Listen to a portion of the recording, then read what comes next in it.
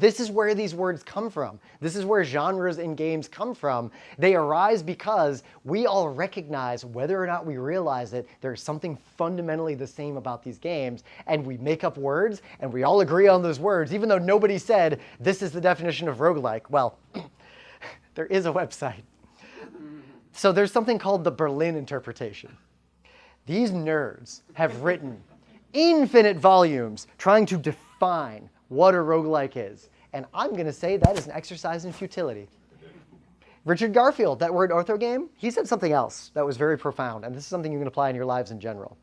When you are trying to understand something new or describe something new, don't get hung up on very strict definitions, because that is the way of madness. That is how that guy is going to be a problem. That's a gender-neutral term, but you've all met that guy. That guy is going to say, well, technically, and then you're going to have a problem. So rather than being prescriptive by formally defining these terms, that comes later. That comes in deep academia. Be descriptive. Describe what you see.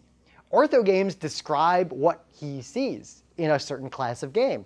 Roguelike describes what we see. We don't need a 1,000-page dissertation on what roguelike means. Every one of us who has played a roguelike game has an understanding of what roguelike is. It's a useful word. We can proceed with it.